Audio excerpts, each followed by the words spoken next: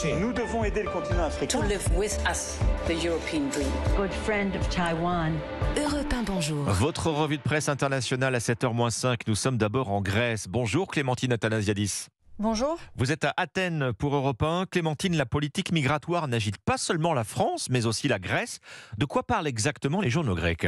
Eh bien, d'un amendement adopté par le Parlement qui permet à certains étrangers en Grèce d'obtenir un permis de séjour afin d'accéder légalement au marché du travail, résume le quotidien Tanea.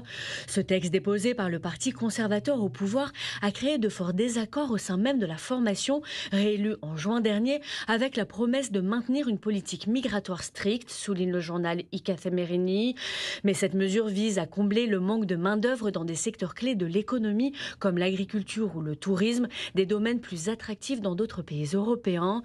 Ici, quelques 30 000 étrangers pourraient prétendre à ce titre de séjour octroyé sous conditions, précise le quotidien EFSIN.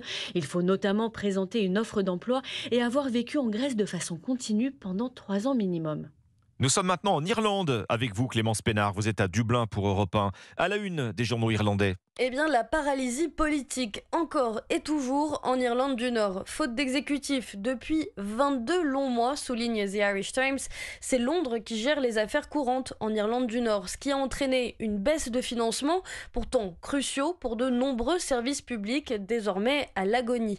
Le Parti démocratique unioniste s'est retiré du Parlement en février 2022 pour s'opposer aux règles commerciales post-Brexit. Détaille le Belfast Telegraph. 3,8 milliards d'euros pour les services publics ont pourtant été mis sur la table par Londres à une condition, que l'exécutif local soit restauré.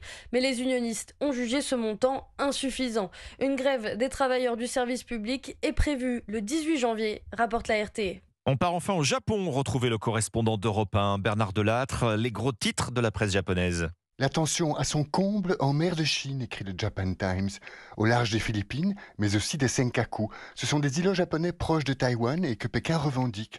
Un lieutenant général de l'armée chinoise vient de déclarer à l'agence de presse Kyodo que la Chine ne craindrait pas un conflit militaire avec Tokyo au sujet de ces îlots qu'elle a vocation à contrôler. Des propos glaçants selon le quotidien Yomiuri. D'autant plus que lundi à nouveau, pour la 34e fois depuis janvier, les gardes-côtes chinois ont pénétré dans les eaux japonaises bordant les Senkaku, où cette année, ils ont harcelé les chalutiers pendant 337 jours. Face à tant d'intimidation, le journal nationaliste Sankei somme l'archipel de hausser le ton. Mais le quotidien financier Nikkei, lui, prône la retenue mutuelle. Il rappelle que plus de 100 000 Japonais résident en Chine, où 12 000 entreprises nippones sont implantées. Bernard Delattre à Tokyo pour Europe 1. Merci à nos correspondants. C'était votre revue de presse internationale.